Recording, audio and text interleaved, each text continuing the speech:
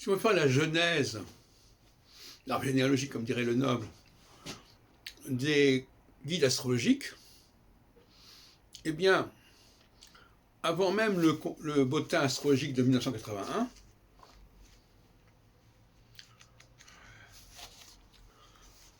qui précédait le guide de la vie astrologique 1984, nous avions publié Aquarius sous la nouvelle ère du Verseau.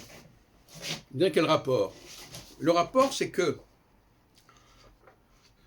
les notices des auteurs qui ont contribué à cet ouvrage sont comparables à celles du guide de la vie astrologique.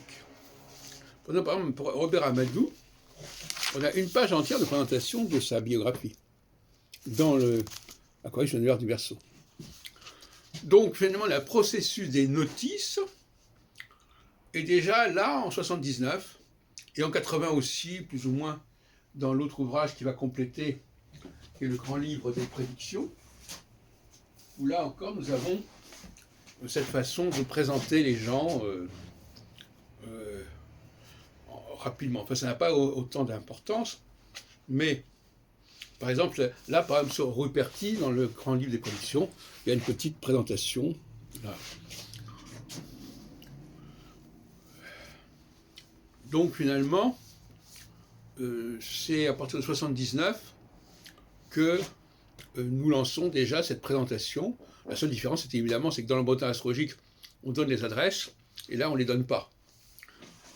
Mais autrement, alors je vous rappelle quand même que nous avons le projet pour l'année 2021 de faire une énième édition du guide astrologique, dans le même genre que celle que nous avions fait en 97, et c'est-à-dire que chacun amène sa petite notice. Nous pouvons rédiger, compléter certaines choses, mais vous êtes tous invités à nous envoyer votre notice par Internet à l'adresse téléprovidence@yahoo.fr. On n'est plus à l'époque, comme en 97, 96, 94, de la télécopie ou du Minitel. On est maintenant dans... Voilà, donc vous nous envoyez directement votre notice et nous l'intégrerons dans le prochain guide de la vie astrologique. Et je vous rappelle que vous pouvez consulter déjà celui qui n'a pas été tiré sur papier, le livre blanc de l'astrologie, guide de la vie astrologique 2006-2007.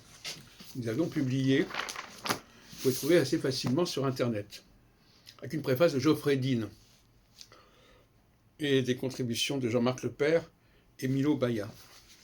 Voilà, donc c'est une lignée quand même qui a commencé autour des années 80 et avec 79, on vient de le dire, 79-80. Et donc là, nous fêtons en quelque sorte les 40 ans de cette affaire. Ça existe dans d'autres pays, mais pas tant que ça. Et d'ailleurs, notre guide de la vie astrologique a été salué par les Anglais notamment, comme il se doit, à l'époque où il est sorti en 84-85, aux éditions Très Daniel, avec des photos. Voilà, donc vous avez du pain sur la planche. Signalez-vous, signalez vos activités, et elles seront intégrées dans ce prochain livre blanc de l'astrologie ou guide de la vie astrologique 2021, etc. Qui devrait être aussi valable que les précédentes éditions.